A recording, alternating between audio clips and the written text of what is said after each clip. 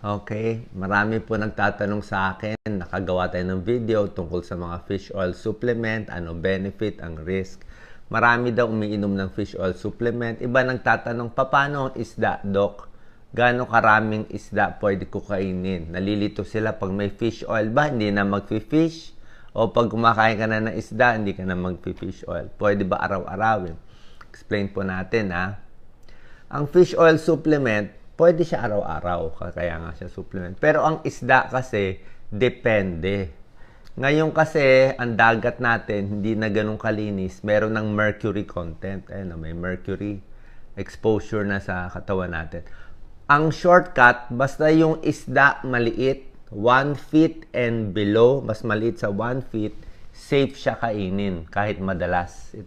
Itong maliliit na isda. Paano? Maiksi pa lang buhay nila, konti pa lang mercury na absorb nila sa dagat.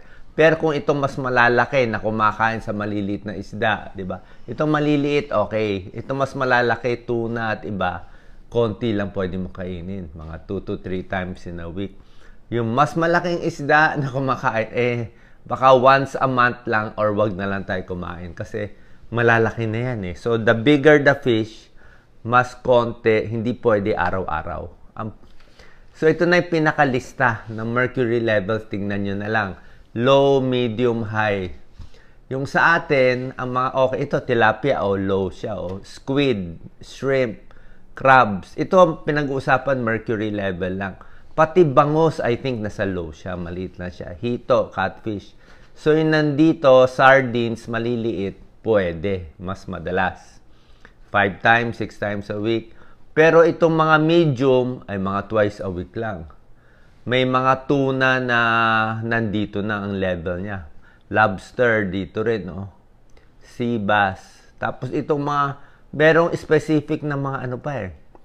Yellowfin tuna, blue tuna.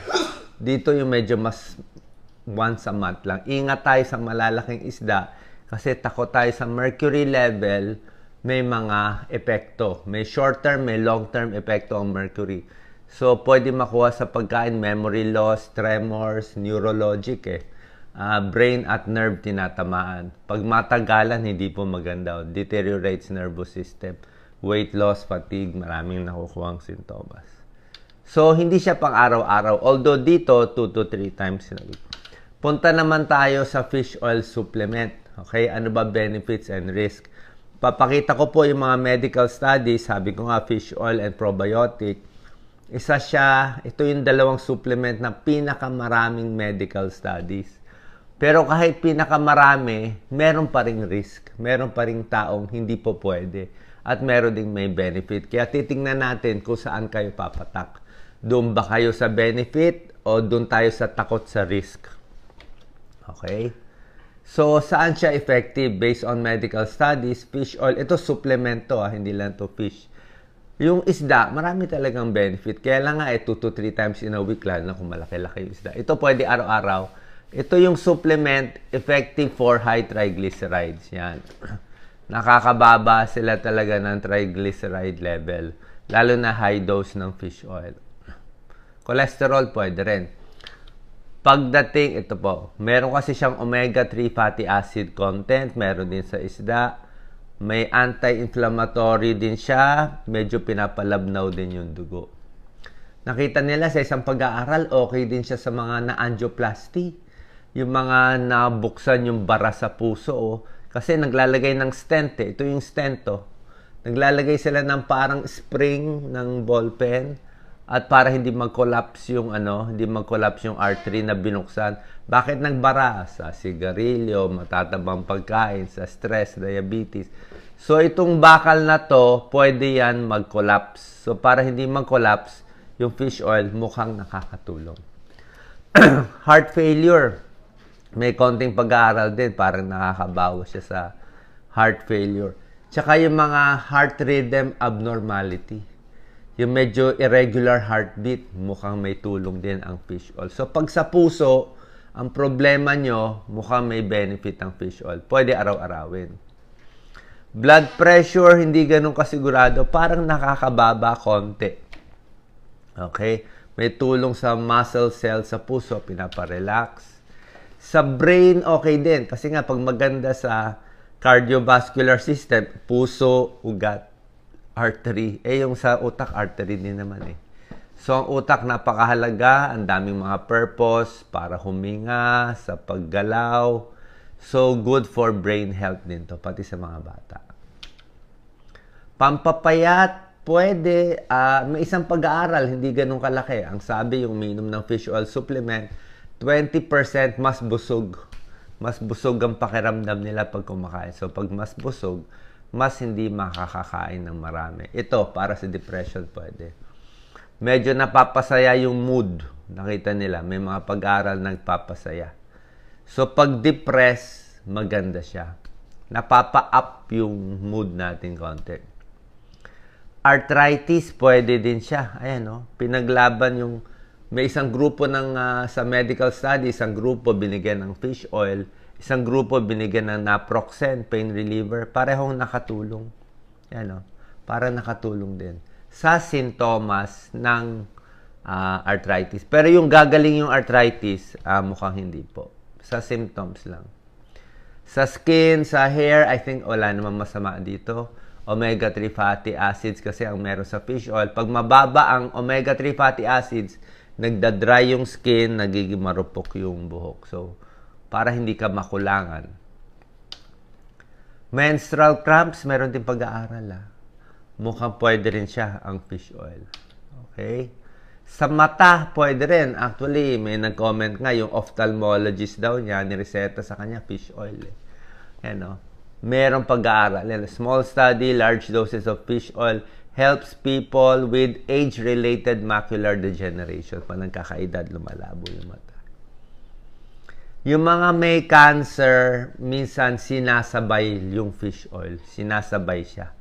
Nakakatulong sa mga, para hindi masyado pumayat sa mga side effect. Yung mga naka-kidney transplant, pinag-aaralan din yung fish oil na mas hindi mag-rejection dun sa mga gamot tulad ng cyclosporine. Sa buto, may isang pag-aaral na mas maganda ang buto. Pero syempre, itong mga studies, hindi po sobrang laki na talagang proven, pero marami na eh. Halos libo-libong studies na itong fish oil na ito eh. Oo. Dahil nga marami siyang pag-aaral, nakita rin natin yung fish oil, merong mga sakit na hindi niya kaya gamutin. Hindi naman to cure all eh. Yung sinabi ko sa inyo, baka makatulong.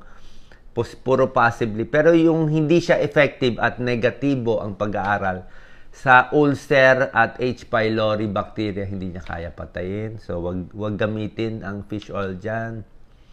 Merong sakit sa bata, bronchopulmonary dysplasia, hindi rin siya effective. Multiple sclerosis, isang malalang sakit sa utak, wala ring effect yung fish oil. Bipolar, bawal ang fish oil. Manic depressive, kung merong history manic, hindi nakakatulong. Actually, parang nakakalala siya eh, kasi nakaka-up siya. Eczema, nakakabawas daw konti, pero hindi ganun ka-proven. Hindi totally gagaling. Diabetes, fish oil, hindi rin nakakasama sa diabetes, pero hindi bababa blood sugar nyo. So, wag nyo gamitin for diabetes.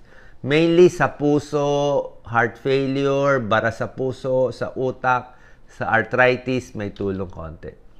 Side effect, wag lang masyadong high dose. More than 3 grams, doon ka na magsa-side effect. May nose bleeding, malabnaw ang dugo, baka sumakit ang tiyan. Okay? Ito ang pinaka-problema natin. Kaya medyo napipigilan ako i-recommenda ang fish oil. Dati madalas ako minom ng fish oil, ngayon bihiraan na lang eh. Ang tinitake ko ngayon probiotics. Medyo kasi ang isang pag-aaral, hindi pa naman to tiyak. Yung meron lang kasi isang malaking pag-aaral, nagpapakita na yung fish oil nakakataas ng prostate cancer. Okay, 43% higher risk of prostate cancer, 71% increase ng aggressive prostate cancer. Kaya lang, isang pag-aaral lang to. Oras na, I'm sure pag-aaralan to ulit, ang fish oil with prostate cancer. Who knows, in a year or 2, may lalabas na mas malinaw na pag-aaral na hindi pala masama eh. Kasi isa pa lang to eh, baka nagkataon lang, tsamba lang, hindi natin masabi.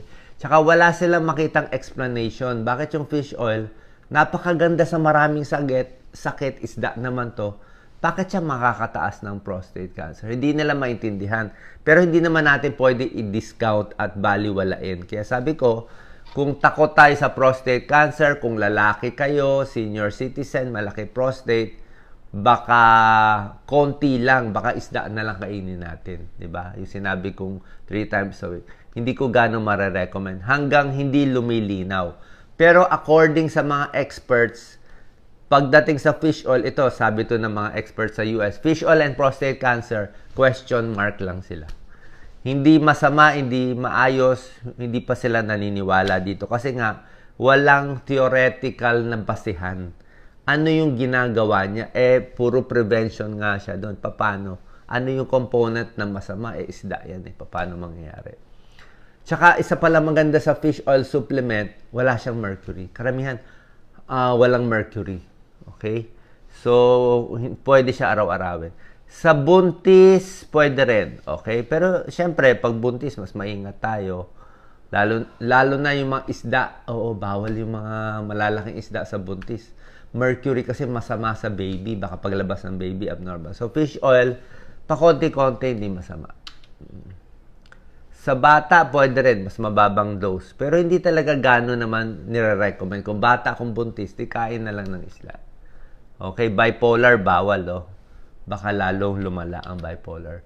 Yung mahinang immune system, yung may HIV, AIDS na mahina na, lupaypay na, may sakit na, malala na yung sakit, huwag din daw. Kasi parang baka lalong humina ang immune system, di ba? Misa kasi may mga tao pag mahina na, hindi na kaya ng gamot. Actually, kahit supplement, kahit yung mga supplement iniinom nyo, gamot din yun. Kasi karamihan dyan, galing sa hayop, galing sa halaman, yan din naman, ang gamot naman galing sa halaman. Karamihan ng gamot galing din sa halaman. So, halos pare-pareho po lahat yon. Okay? Kung meron kayong fish and seafood allergy, tingnan nyo kung mag-allergy kayo. Pero dapat hindi naman mag-allergy. Kung may high blood, sa tingin ko, hindi naman gano'n nakakababa ng blood pressure. Okay lang. Tingnan nyo. Tapos, kung umiinom kayo ng pampalabnaw ng dugo, aspirin, warfarin, di ba pa, Coumadin, baka lang sumobra labnaw ang dugo. Tingnan nyo lang kung medyo magbi-bleeding kayo. Pero, meron kasing, ang fish oil, may konting pampalabnaw ng dugo, may konting pampababa ng blood pressure. Kaya kung umiinom na kayo ng pampalabnaw, tingnan nyo lang, baka lang masobrahan konti. Pero I don't think ganun siya kalakas ang fish oil para mag-cause ng bleeding talaga. Okay? Kaya, para malinaw, punta kayo sa inyong doktor, kung sa puso, sa cardiologist, para malaman kung bagay yung fish oil sa inyo, lalo na araw-araw kayo minom. Kaya ako, ina-update ko nga kayo. Sabi ko yung sa prostate cancer, bantayan natin. Tingnan natin in the future, mga future studies, para kung yung mga everyday ba umiinom, tutuloy pa ba? O yung hindi umiinom, iinom ba? Para at least mabagay natin sa inyo kung bagay ba o hindi para mas humaba ang buhay na ating kababayan. Salamat po. Thank you.